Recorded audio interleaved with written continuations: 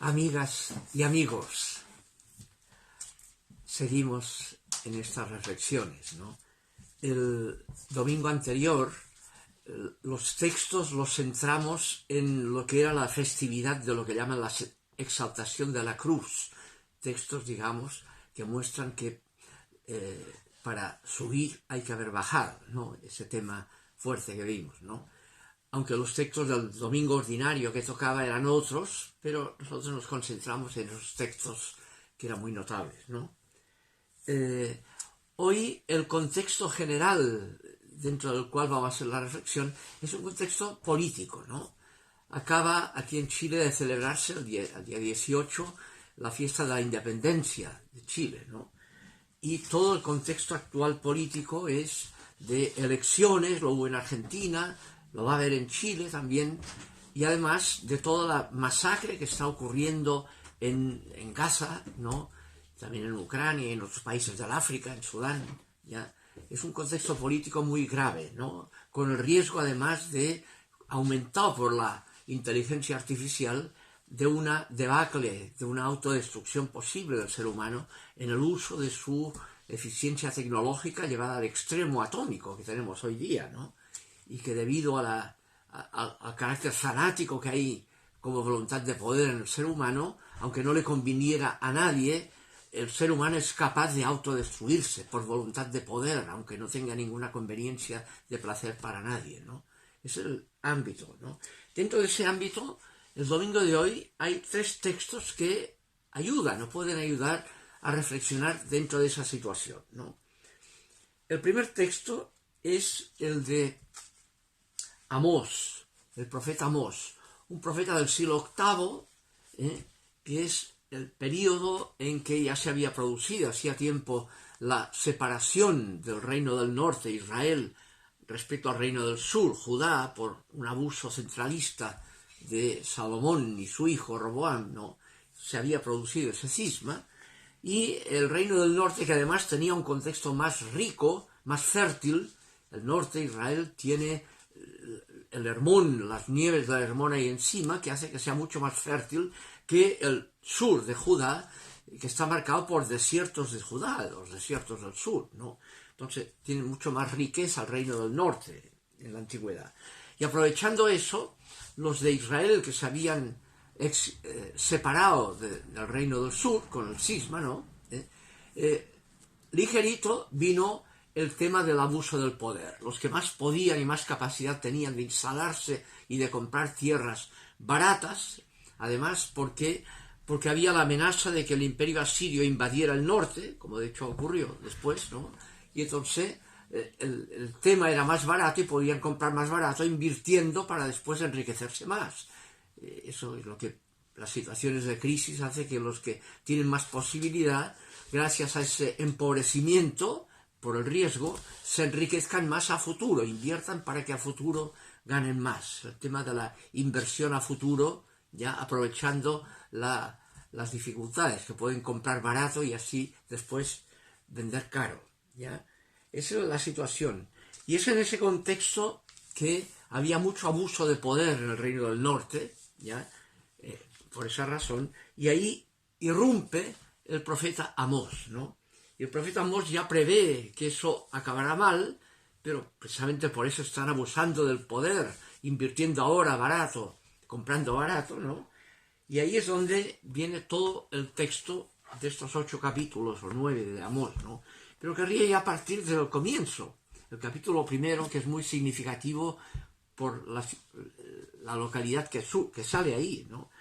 Dice así, el primer capítulo, versículo 8, así dice Yahvé, por 3 crímenes de Gaza y por 4 seré inflexible por los crímenes de Gaza, por haber deportado poblaciones enteras para entregarlas a Edom.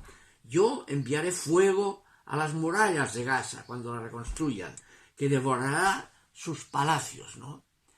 Y critica esta inversión a futuro, haciendo ahora barbaridades de abusos de poder. Y sale el nombre de Gaza, algo que está ocurriendo hoy día de otra forma, ¿no? También a 2000 y tantos años de distancia, ¿no? De lo que había allí, ¿no? Después, más adelante, en el capítulo 3 sigue, el tema dice, no saben obrar con rectitud los que amontonan violencia y rapiña en sus palacios. Por eso así dice el Señor Yahvé, el adversario invadirá la tierra, abatirá su fortaleza y serán saqueados tus palacios. El tema, y después seguirá, sacudiré la casa de invierno con la casa de verano, el doble domicilio de los que tienen doble casa, ¿no? Se acabarán las casas de marfil y muchas casas desaparecerán. Oráculo de Yahvé. Anuncia, digamos, de cómo esa inversión a futuro puede acabar peor, ¿no? Y luego ahí se ubica ya el capítulo que se inició para la lectura primera de hoy, capítulo 8, cuando dice, escuchad esto, los que pisoteáis al pobre y queréis suprimir a los humildes de la tierra, diciendo, ¿cuándo pasará el novilunio para poder vender el grano y el sábado para dar salida al trigo? ¿Cuándo podremos trabajar para hacer negocio dejando de lado los tiempos sagrados, ¿no? Falsificando así las balanzas de fraude para comprar por dinero a los débiles y al pobre por un par de sandalias, para vender hasta el salvado del grano. Y había jurado por el orgullo de Jacob, jamás he de olvidar todas tus obras. Ese abuso de poder, ¿no? Jamás lo voy a olvidar. Ya tendrás que convertirte de eso, ya, porque es imperdonable. Mientras no te conviertas, no serás perdonado. ¿Ya? Ese es el tema fuerte que hay en el capítulo 8, citado, dentro del contexto de Amós. Y luego viene la segunda lectura, que es la de la carta de Pablo a Timoteo, el discípulo Timoteo. Y hay un contexto interesante también, bien aleccionador, ¿no? Ahí es el tema en que Pablo pide plegaria, pide la plegaria. En ese contexto político, estamos haciendo tedeums, digamos, aquí hacen plegarias en función de esa situación política, digamos, de la independencia, por ejemplo, en este país, ¿no? Plegarias. Y Timoteo también en el contexto político pide la plegaria, pero lo dice de la siguiente forma. Ante todo, es el texto de hoy, ¿no? Recomiendo que se hagan plegarias, oraciones, súplicas y acciones de gracias por todos los hombres, por los reyes, o sea, los dominantes, o los que dirigen los pueblos, y por todos los constituidos en autoridad. Plegarias por todos ellos, para que podamos vivir con vida tranquila y apacible, con paz, con toda piedad y dignidad. Rezar por los que tienen autoridad, para que esa autoridad sea en función de ese bien común, de la dignidad de todos, ¿no? Esto es bueno y agradable a Dios, nuestro Salvador, que quiere que todos los hombres sean salvos y lleguen al conocimiento pleno de la verdad, ¿ya? Después dice, porque Cristo se entregó a sí mismo como rescate por todos. Este es el testimonio dado en el tiempo oportuno. Y de ese testimonio, dice, digo la verdad, no miento, Pablo, yo he sido constituido heraldo y apóstol, maestro de los gentiles en la fe y en la verdad.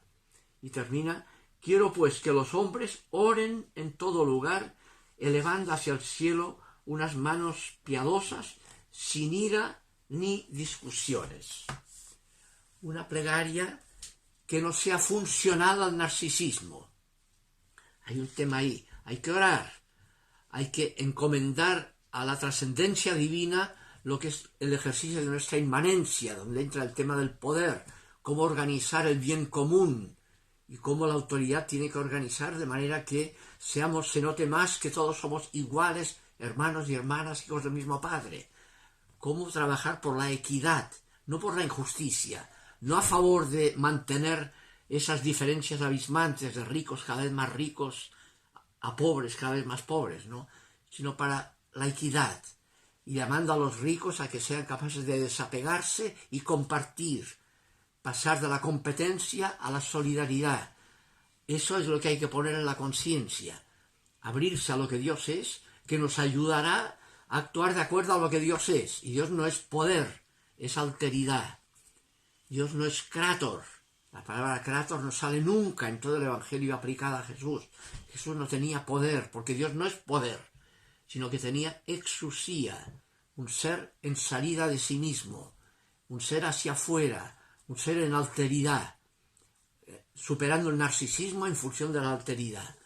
Por tanto, una religión que se usa y se hace plegaria en función de intereses egocéntricos, en función del narcisismo, es falsa, no corresponde al significado verdadero de Dios, sino que la religión no es sospechosa de narcisismo, ahí se hace auténtica.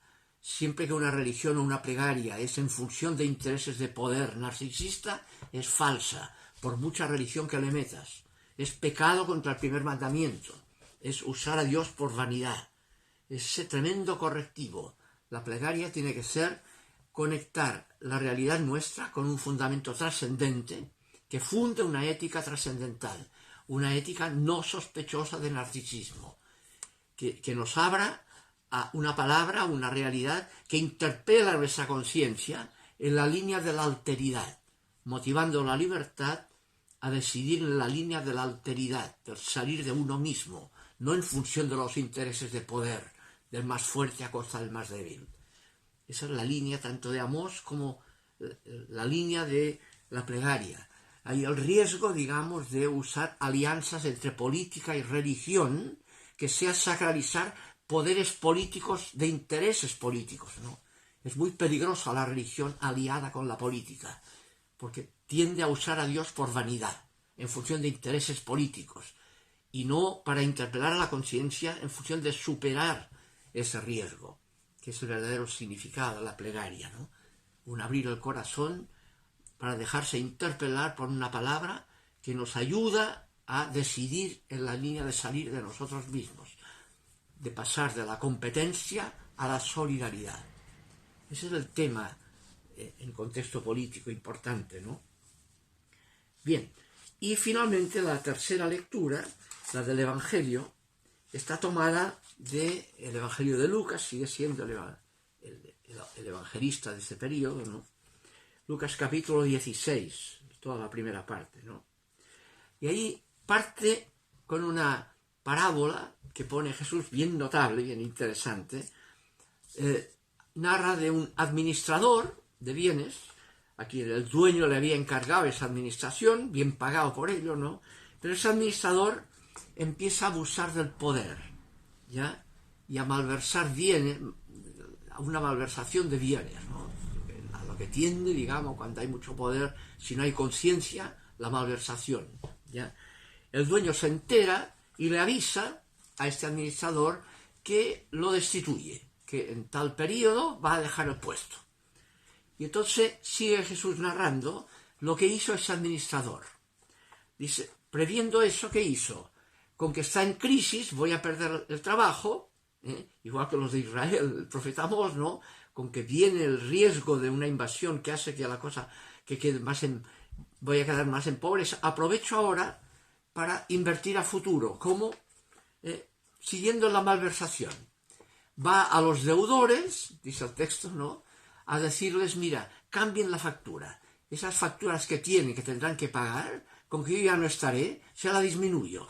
Les abarata la factura, les hace ese favor ahora, obviamente para que cuando yo no tenga la pega, ellos me apoyen a mí después. Una inversión a futuro.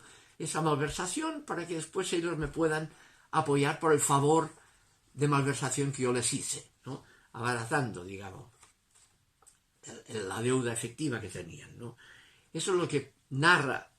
Y Jesús entonces, a partir de esa narración, saca una conclusión, que es que elogia la habilidad de ese administrador. Lo elogia. Y dice el versículo 8 del tema de Lucas, ¿no? 16:8, dice, el Señor alabó, el Señor, o sea, pone Lucas, Jesús, alabó a ese administrador injusto porque había obrado astutamente.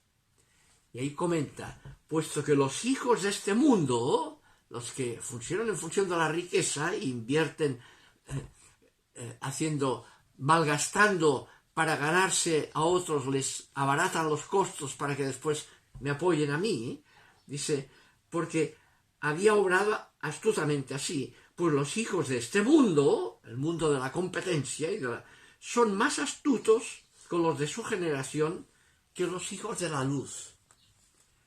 O sea, aquellos que intentan iluminar la acción por la luz que viene de lo que Dios es, ¿no? Eso, en lugar de dejar que eso nos ilumine, nos haga cambiar, nos haga una correcta actitud en función de lo que eso significa, con la perspectiva trascendente, que nos da luz para entender mejor qué hay que hacer en nuestra realidad de sombras intramundanas, ¿no? Dice, son más hábiles los hijos de las tinieblas que los hijos de la luz. Y entonces da el consejo, la conclusión. Por tanto, les digo, háganse amigos con el dinero injusto. La Vulgata Latina traduce por la frase que se hizo ya una expresión conocida, la mammona iniquitatis, el dinero injusto. Háganse amigos con el dinero injusto. ¿De qué manera? Inviertan a futuro en la línea de la luz que los ilumina. Inviertan. ¿Cómo? Relativicen la plata. Ese dinero compártanlo ahora. Desapéguense. No se amarren a ese dinero, porque no es lo que en definitiva habrá valido la pena. Los que tienen perderán. Los que parece que pierden son los que ganarán. Inviertan bien a futuro, a partir de la luz que tienen, relativicen la riqueza actual, porque no es lo que habrá valido la pena, aunque hayamos ido a la luna. Todo habrá podido ser por nada, si no lo iluminamos con lo único que habrá valido la pena, lo único que tiene un valor eterno. Y por eso el texto con que termina dice, ningún obrero puede servir a dos señores, ¿ya? Y aquí apela a otra cosa, no sean hipócritas, no pretendan, digamos, no desapegarse, interesarse por la plata y cuanto más plata mejor, usando la luz a Dios en función de esos mismos intereses. No sean hipócritas, no usen a Dios por vanidad. Esa luz úsenla para relativizar y para compartir mejor, no para sacralizar más poder. No usen a Dios, no es usar a Dios en función de intereses egocéntricos, no, relativicen. Por eso hay un texto notable que la aplicación que hará el texto del Concilio Vaticano II, Lumen Gentium, sobre qué es la Iglesia, ¿no? Apela en el número en que habla de la vocación laical, el número 21 en adelante, ¿no? Habla de la vocación de los laicos. Dice, el laicado, su vocación es la inserción secular misma. La vocación laical, aquello que les es propio, lo que no son ni curas ni monjas, es vivir el reino en la inserción secular misma, son seglares. No imitar a los monjes, sino buscar el reino de Dios a partir de la forma en que viven en su inserción secular misma, de su familia, de su pareja, de su trabajo. Ahí se juega. Pero hay el riesgo de entender esa inserción secular en forma mala, que es la de sacralizar el mismo mundo y sus valores, usando a Dios por vanidad, es decir, poniéndole agua bendita a la misma plata, al mismo poder, los mismos tanques, usando a Dios en lo sagrado para sacralizar más todavía los intereses egocéntricos de poder y de riqueza, ¿no? Y eso es una tremenda tentación. Por eso el texto del Lumen Gentium dirá, no, esa vocación laical, esa inserción, ha de ser, y pone un triple correctivo, ha de ser según Dios, según lo que Dios es, y Dios es misericordia, no es poder, ¿ya? Por tanto, decidan en función del bien común, de dar más a aquellos que más necesitan, no abusar del poder suyo a costa de producir más pobres, ¿no? Según Dios, según la espiritualidad de Cristo, según la espiritualidad de Jesucristo, o sea, según el espíritu que animaba a Jesús, y por eso lo mataron, pero Dios lo resucitó dándole la razón, aquello por la cual se la jugó, enfrentando la pretensión de que es el poder lo que vale, ¿no? Por tanto, como decíamos el domingo pasado, subiendo a la cruz, que es bajar Ahí es como tuvo sintonía con lo que Dios es y nos mostró lo que Dios es. Cuando levanten al Hijo del Hombre, ahí conocerán que yo soy. Estoy ahí, ¿no? Según Dios, según el Espíritu de Jesucristo y según el Espíritu del Evangelio, del anuncio de que eso es lo que vale, ¿no? Ahí está el tema, ¿no?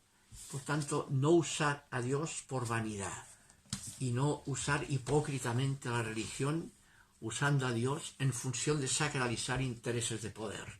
Ese es el correctivo enorme que hay, que es muy importante en tiempos de contexto político, el riesgo que hay de ciertos grupos de usar la religión en función de garantizar más poderes políticos en una determinada ideología, ¿no?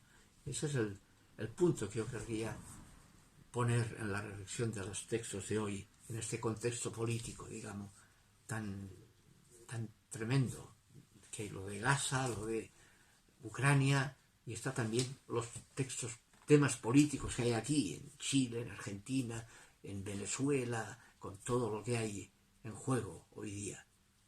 Y eso implica la reflexión más a fondo para no caer en la tentación del poder desvinculado de la razón de ser, de ese poder que es el bien común, ¿ya? Ojalá nos sirva. Ánimo.